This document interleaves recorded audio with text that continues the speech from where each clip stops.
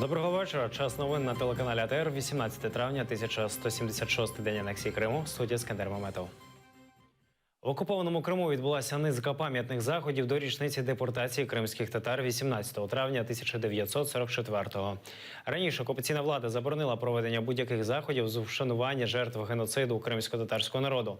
А підконтрольна Кремлю прокуратура півострова оголосила попередження членам меджлісу та громадським діячам в окупованому Криму. Їх застерегли від участі у масових заходах, але кримські татари все ж вийшли вшановувати пам'ять своїх предків. У Бахчисараї меморіал, до якого зазвичай покладають квіти, зранку заблокували машиною. Пізніше виявилося, що це поліцейська. Також у Бахчисараї поліція затримала водіїв 5 машин, що їхали з кримсько-татарськими прапорами. Суд над затриманими розпочнеться завтра о 14-й. Їм загрожує по 10 тисяч штрафу. У Сімферополі на площі Леніна затримали за одиночний пікет сервера Караметова, що вийшов на вулицю з кримсько-татарським прапором. Через заборону поліції мешканцям Сімферополя довелося проводити молебень у дворі приватного будинку.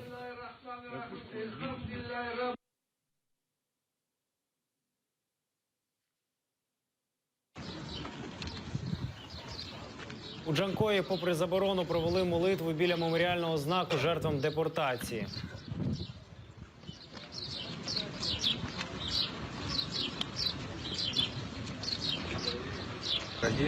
Elhamdülillahi Rabbil alemin, Errahmanirrahim, Maliki yevmiddin. İyyake na'budu ve iyyake nestaîn, ihdinas sıratal mustaqim. Sıratal lezîne en'amte aleyhim, ghayril mağdûbi aleyhim veleddâlin. Амінь. У Судаку люди також зібралися на колективну молитву. Дай Аллах, в нас тут буде своя держава. Ми не зломлені, не переможені, і нас не зламати.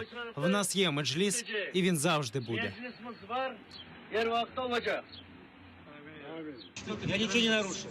Я ни одну статью Российской Федерации еще не нарушил.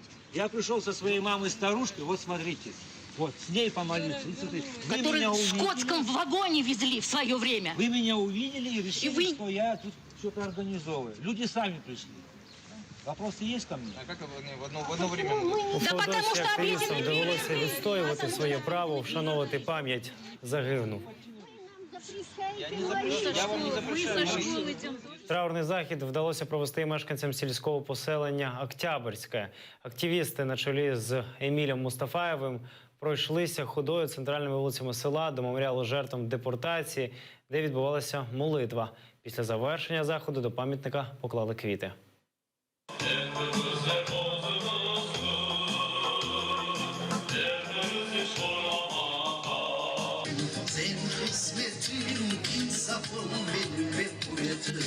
Nasıl gülbeksin, gülbeksin, gülbeksin.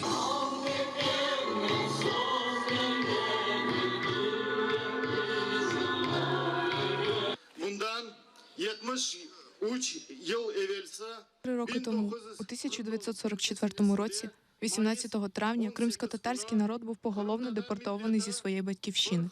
Ця трагедія торкнулася кожної родини і залишила свій гіркий слід. bu facia her bir Xorantaga to'qindi, acı bir iz bıraktı. Пускай родилась десятки лет спустя, в моей крови стучит воспоминание и душит горло боль рассудок мой мутя. Я там, я среди них, начавших путь в изгнание. Yasin wal Qur'anil Hakim. إنك لمن المرسلين على صراط مستقيم. Bugün bizim faciamız zakere devam etti. Наша трагедія не завершилась. Вона продовжується і сьогодні. Наша боротьба має продовжитись. Нехай Аллах допоможе нам досягнути поставленої мети. Амінь.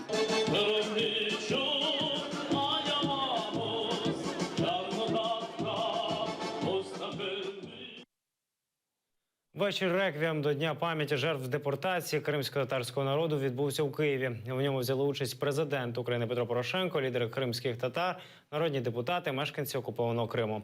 У театрі Національної опери показали фільм з архівними кадрами від додепортаційного періоду до подій сьогодення. На сцені лунали народні кримсько-татарські пісні та вірш про депортацію. І тиждень тому Конституційна комісія за моїм дорученням прийняла рішення про створення робочої групи з напрацювання пропозицій змін та доповнень до Конституції України щодо Автономної Республіки Крим. Відтак ми робимо перші кроки в питанні створення в Криму національної автономії кримських татар. Но дело ведь не только в тех страшных цифрах человеческих потерь. В основе этого преступления была попытка убийства нации.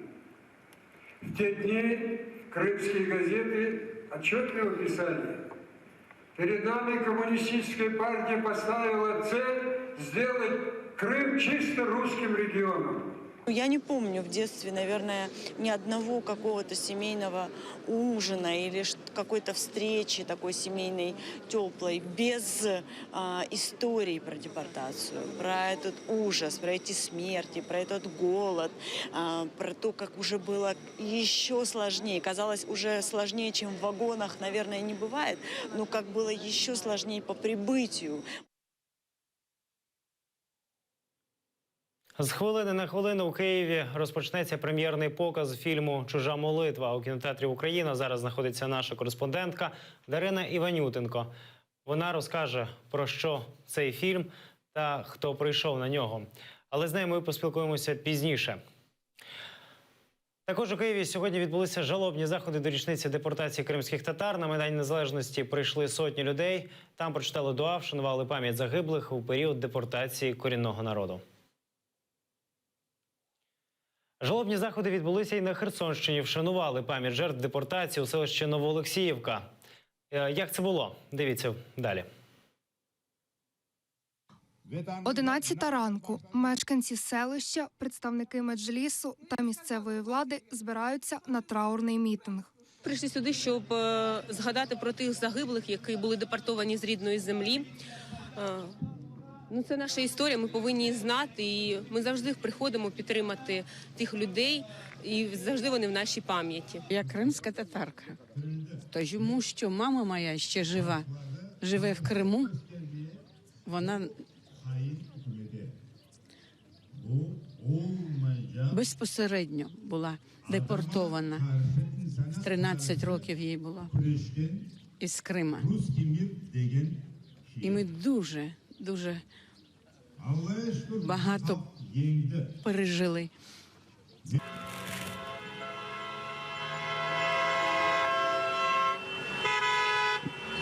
О 11:50 учасники мітингу автоколоною поїхали до залізничного переїзду. Там, за ініціативою Генічеської райдержадміністрації, відбулася реконструкція подій 18 травня 1944 року. В Новоолексіївці встановили вагон. Саме в таких залізничних складах 73 роки тому вивезли кримських татар з Криму. Все-таки вагоны разные властители всего мира пытались подгонять и разным народам в знак, символический знак тех дней, которые произошли. Для меня этот вагон не просто вагон. Для меня этот вагон унижения, оскорбления, беспомощности моего народа. Этот вагон символ сопротивления сейчас должен стать. Мы должны вернуться всей Украины в Крым, и чтобы больше никогда никакой больше народ не становился фашистующим народом, как сегодня стала Российская Федерация, и не пытался другие народы депортировать с собственной земли. Аминь. Çok sağ olun. О півдні по всій Україні відбулася акція «Хвилина мовчання».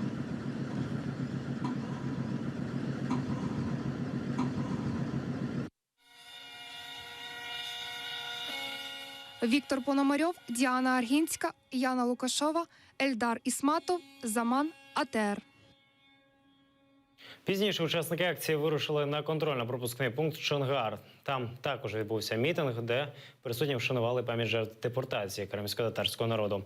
Потім, розтягнувши 15-метровий кримсько-татарський прапор, українці і кримські татари впритул підійшли до тимчасової адміністративного кордону України із окупованим Кримом.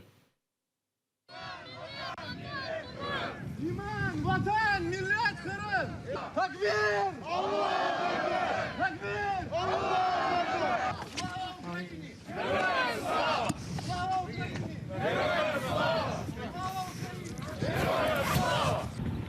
Поднимаем, поднимаем.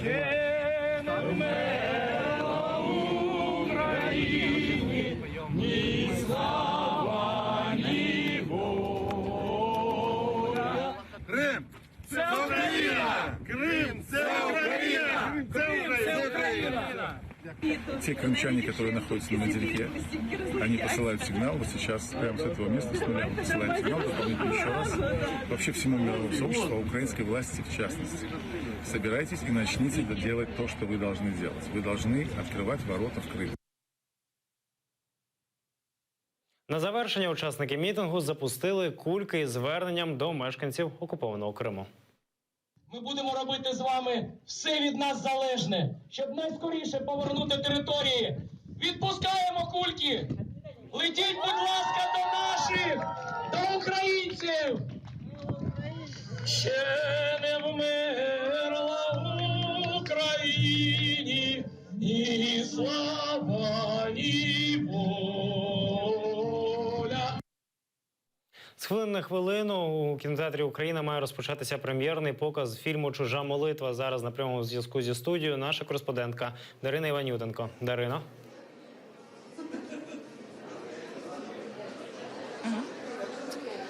У ці хвилини почнеться прем'єра фільму «Чужа молитва» Ахтема Сейтаблаєва. Він розповідає історію кримсько-татарської дівчини, яка врятувала 88 єврейських дітей під час німецької окупації Криму.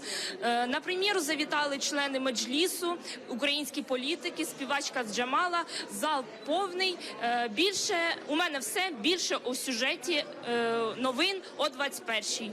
Дякуємо, Дарино. Дарина знаходиться у кінотеатрі «Україна» на прем'єрному показі фільму «Чужа молитва». Генеральна прокуратура України підписала підозру в злочині депортації кримсько-татарського народу. На підставі доказів, зібраних прокуратурою Автономної Республіки Крим, Генеральна прокуратура України підозрює в організації злочину Йосипа Сталіна та Лаврентія Берію. Йдеться не лише про відповідальність Сталіна, Берії і інших високопоставлених катів різних народів колишнього Радянського Союзу. Йдеться і про тих виконавців цих злочинних наказів, які все ще живуть. І знову ж таки, це попередження нинішнім. Бездумне виконання злочинних наказів в окупованому Криму, на частині окупованого Донбасу, рано чи пізно завершиться криминальными справами и покаранием. Спасибо за эту работу. Я думаю, что она проделана по аналогии с расследованием Голодомора, по такому принципу. Это, конечно, очень большая моральная поддержка для нашего народа, который сейчас опять оказался в условиях оккупации. Я думаю, я надеюсь, что вот это следствие будет завершено до своего логического конца вынесением соответствующего приговора. Також жалобні заходи до річниці депортації кримсько-татарського народу відбулися сьогодні на Майдані Незалежності. Там люди прочитали дуа. Туди приїхали багато людей з Криму. Недавнім часом був сформований підрозділ з кримських татар, іменно Кримська сотня. Вони є тут. Ми, по-перше, прийшли підтримати безпосередньо наших хлопців, з якими воювали з 2014 року. По-друге, підтримати і відзначити, вшанувати пам'яттю момент депортації в 44-му році, тому що ми і на Західній, і на Центральній Україні, тобто український народ також відчували і операцію «Вісла», і ту ж депортацію Червона Рубаха і Червона Мітла на Західній Україні Кремлем проводилися ці операції. Відповідно, ми з ними повністю солідарні. Ми маємо зараз одного ворога. Відповідно, ми всіма методами підтримуємо їх як політично, як... Це всі новини на цю годину. Дивіться наступний випуск «Заман кримсько-татарської» з Мавілією Мохтаровою за 45 хвилин. Ефір продовжує програма «Бугун», Андрій Куліков та Ілона Довгань говоритимуть з головою Меджлісу Рефатом Чубаровим. Будьте ЗДР, гарного вечора.